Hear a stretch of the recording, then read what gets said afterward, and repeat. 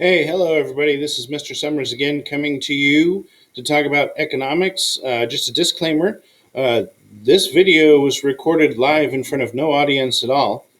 So yeah, you won't hear any applause or cheering or laughing or anything like that, except maybe my own. So here we go. We're starting chapter 4 today, chapter 4, lesson 1, talking about the law of demand. So we're going to get into talking about what is demand and how does demand have an effect on economics and the markets as a whole. So from here on, basically, we're talking about different aspects of the free market enterprise capitalist system. Okay, modified or otherwise, these are all aspects of market economy. So here are our targets. These are the things that you need to know. You need to be able to understand the relationship between price and quantity demanded, why demand curves might shift, and that you'll be able to draw shifts in demand curves. So I will be asking you to, in your notes today, to do some drawing of some demand curves and graphs. And so we will get to that. I'll let you know when that happens. All right. So here we go. What is the definition of the law of demand? Very important that you need to know this. So make sure this is in your notes with stars and rainbows or whatever highlighted so that you can find it easily and you know where it is. So the law of demand says, if all things are equal, consumers will demand more of a product as its price decreases and less of a product if its price increases. Okay, so important things to note here about the law of demand. First of all, law of demand is all about consumers and the reaction consumers have to changes in price of particular items. Okay, so think of yourself. You are a consumer, right? You go to the stores, you buy stuff, whether it's online or whatever, you go into markets, you buy things, right? Yeah, okay. So when you notice that the price of something that you want to buy, say a bag of chips, hot Doritos or whatever, hot Cheetos, that's what I'm thinking of, hot Cheetos, right? Okay, price of hot Cheetos goes down, you're more likely to buy more hot Cheetos, right? Where if the price goes up, you're less likely to buy as many, or you're going to buy less hot Cheetos. So instead of maybe, if the price goes up to where it's for the small bags, like you guys usually snack on, right? Okay, small bag usually costs what, about $1.50 to $2. What if that went up to $5 or $6? Would you still buy them? And how many per day or week would you buy? Okay, probably less, right? Okay, so when we talk about demand, as we're talking about demand throughout this whole chapter of chapter 4, make sure to put yourself in the mindset of you buying something, okay? And that's what this has to do with. All right. So, again, all things being equal, consumers will demand or want more of a product as its price decreases and less of a product as its price increases. So here we got a pair of Adidas soccer shoes, right? Okay, $89.95 for this pair of shoes. Okay, so the lower prices are an incentive for the consumers to buy. That's why stores have sales. Okay, they lower the price, which drives people to go out and buy it, increases the demand from the consumer, right? So it's an incentive. Lower prices are an incentive for you, the consumer, to buy products. Okay, and so at the same time, higher prices are a deterrent for consumers. So when places raise the price on a product, so here we've got these same pair of shoes, $89.95 on sale, probably $119.95 is the normal price. Okay, when are you going to buy these? You're more likely to buy them when they're on sale, right? Right. Okay, so higher prices tend to deter customers. Lower prices tend to incentivize customers. Okay, give them an incentive to buy. So, two ways that demand can change. We can have a change in the quantity, that's the amount of something that is demanded. Okay, this is just a change along the demand curve, also known as a movement. Okay, so for example, let's say price of lemonade. Now this is our demand curve. Very important to notice about the demand curve here. So here we have, okay, a chart, right? We've got a graph, market for lemonade. So here's the market for lemonade. We've got various prices of lemonade. We've got quantity in glasses of lemonade, all right? Okay, so notice how this curve slopes downward.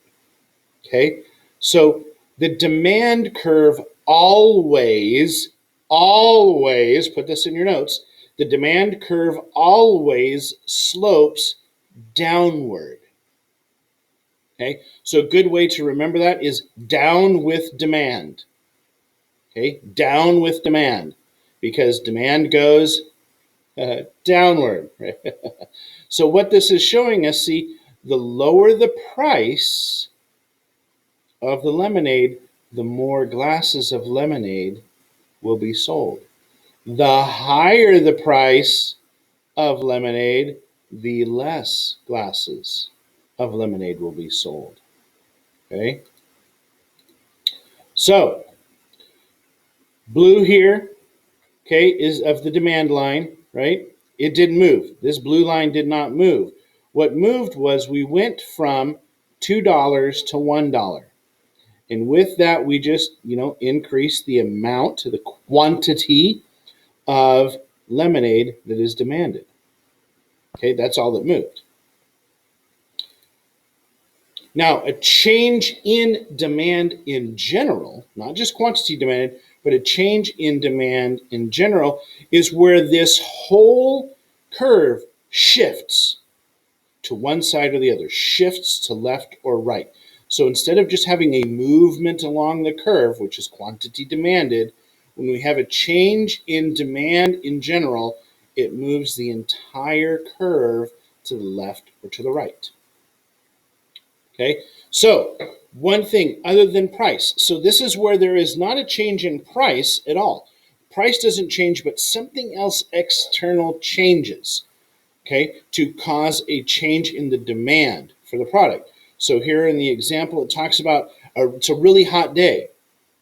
So if it's a really hot day, you're going to be thirsty more. You're going to want something nice and cool and refreshing to drink.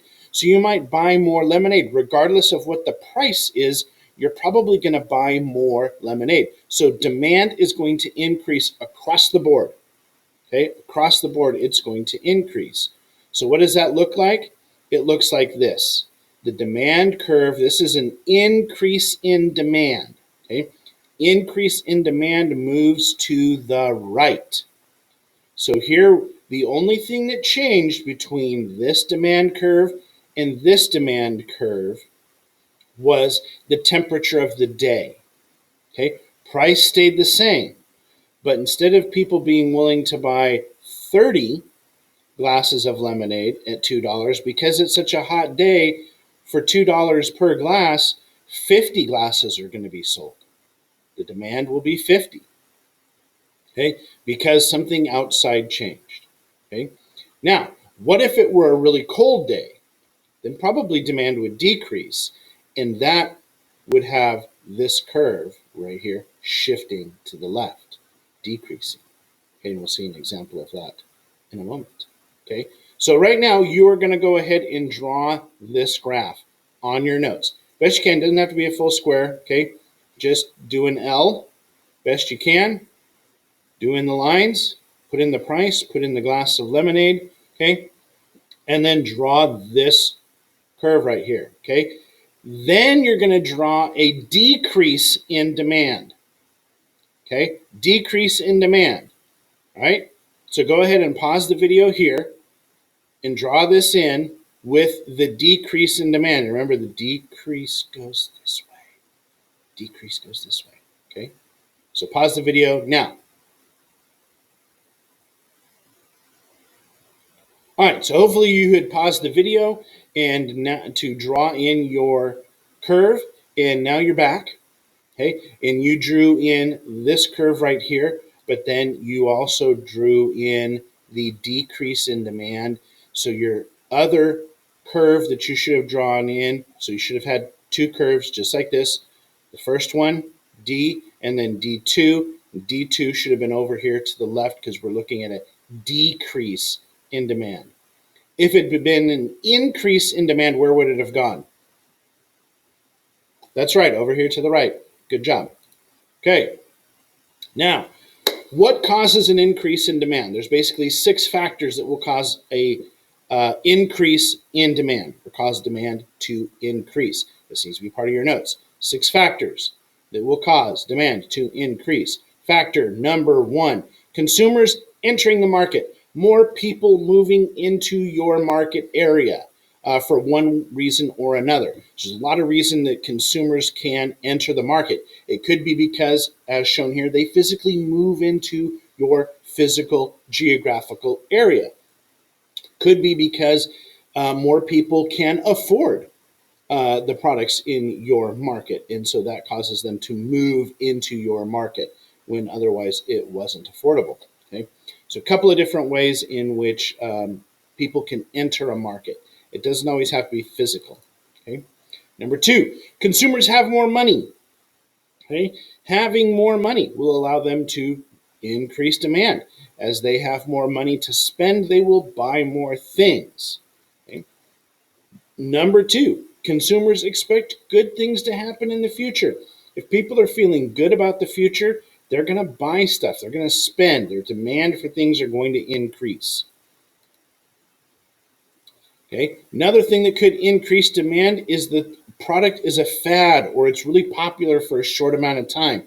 How many of you remember these things when you were a little kid for Christmas? Zuzu pets. And these things around Christmas time, and I don't remember what year, 2006, somewhere around in there, you couldn't find these in toy stores or any stores anywhere because they were selling out. You couldn't even find them online. They were going for really expensive, like $50 a piece for these little things on eBay and stuff like that. So crazy, but that's a fad. In demand increases because kids wanted them because they were kind of cute and fuzzy and they rolled around on their own and they made little noises, if I remember right. Yeah. Okay. Number 5, the price of a substitute good increases. Okay, if the price of a substitute good increases, then the demand will increase for your good. Okay, so here we have lemonade and soda. So soda went from $1 to $2 because soda you can't make on your own, you got to buy it. So, price went up here. So now people have, because of competition, right?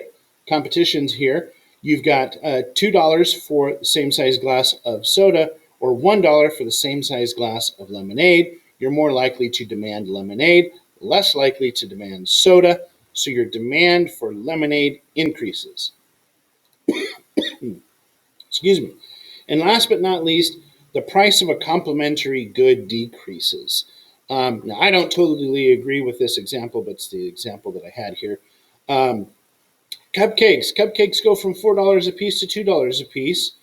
This assumes then that because when you buy a cupcake, you're going to want lemonade. So the price of cupcakes went down, your demand for cupcakes increases. So instead of just buying one, you might buy 2, which means that now you're going to want more lemonade to wash that down. So you might buy 2 or more glasses of lemonade. Probably would have been better if they had said milk or water, but I'm not so sure about drinking lemonade, something sour with something sweet. I don't know. Anyway, you get it, right? Kind of, sort of? Yeah. All right. So the cupcakes here, they're saying, is a complementary good to the lemonade. Okay, we could also say a complementary good could be peanut butter and jelly are complementary goods. Okay, so if the price of jelly goes down, the demand for peanut butter goes up because those two things are usually bought together, right? Mayonnaise and mustard, hot dogs and hot dog buns, hamburger patties, hamburger buns. If the price of one of those drops, the demand for the other is going to go up. That's why a lot of times you'll see those kinds of products on sale together because they're complementary goods. They're usually bought at the same time. Stores that are really smart will have one of those on sale, and then like a lot of times you'll see maybe hamburger patties go on sale, and then over there in the meat department by the hamburger patties, there will be a rack of hamburger buns. The hamburger buns aren't on sale, but there's a rack there to remind you, hey, you bought hamburger patties, you're going to need some buns. Here are some buns conveniently placed right here. They'll do those kinds of things to help the demand. All right. There's also 6 factors that will cause demand to decrease, and they're basically the same ones, just opposite. Okay. So 6 factors that cause demand to decrease. Here we go. Number 1, consumers leave the market. Here we have our moving truck is leaving the area instead of coming into the area. It's not facing us, it's facing away from us. We get to see its back end, and off it goes. Okay, consumers leaving the market.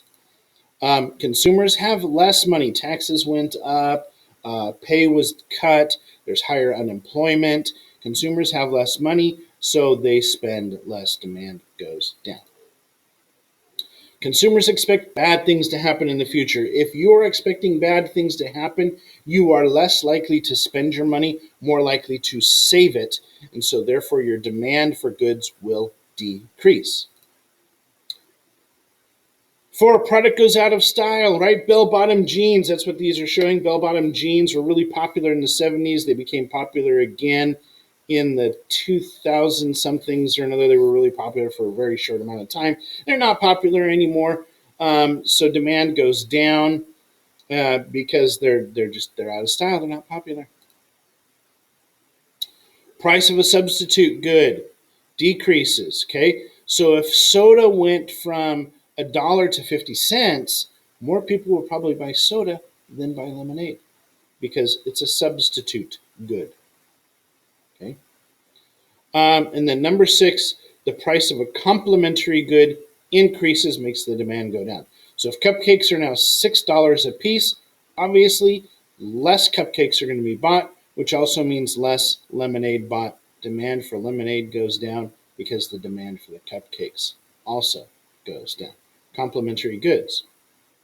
Okay, so in this case, if the cost of peanut butter goes up, the amount of jelly sold goes down, so demand for jelly goes down. If the price of hamburger patties goes up, the number of hamburger buns bought goes down. The demand for the hamburger buns changes, regardless of change in price. Okay. So when a demand curve shifts to the right or to the left, it affects the quantity and the price. Okay. So on your notes, you're going to complete the following table by deciding whether quantity or price increases or decreases with each scenario. Right? Here we go. Okay, so there's an increase in demand. What's the effect on the quantity? Okay, right. Quantity increases. Okay, price increases. Okay, decrease in demand. You have a decrease in quantity. You also have a decrease in price. Okay, so here's what happens. As demand increases for a product, right? Okay, quantity demanded increases, right? Quantity demanded increases, right? What's going to happen to the price eventually? It's going to go up. Why? Remember, producers are entrepreneurs. Their main goal is to make a profit. If they think that they can make more money off of selling something at a higher price, they will. So when there is high demand for a product, they will eventually start to raise the price on it, knowing that that demand will stay there for a little while as the price goes up. And therefore, they make more profit on it. But as demand decreases, so the quantity demanded decreases, they're going to start to lower the price to increase the amount of demand. Okay, so demand goes down. They want to increase the demand. They're going to decrease the price. Okay, but they may also offer less of that product because the demand is decreasing. So they'll offer less of it. So it's a complicated thing, demand. We'll talk more about those kinds of changes later. All right, so hopefully you have learned the relationship between price and quantity demanded. If not, if you still have questions, if you didn't get all of your notes, stop the video, rewind it, go back, watch it again and again and again until you have gotten everything and it makes sense. Make sure you can explain why demand curves might shift. Why might they go to the left or to the right? Sorry, to the left or to the right. Why might they shift? And that you can draw these shifts in the demand curves. There's a hint to something that might be on a quiz coming up sometime soon. So, okay, make sure you can do these things. Make sure you can explain why demand curves shift, and make sure you can draw a shift in a demand curve. That's all for now. See you later on. If you liked the video, hit the thumbs up. If you didn't like it, hit the thumbs down. And then either way, leave me a comment. If you liked it, if you didn't like it, leave me a comment as to why. All right? See you later for the next time around.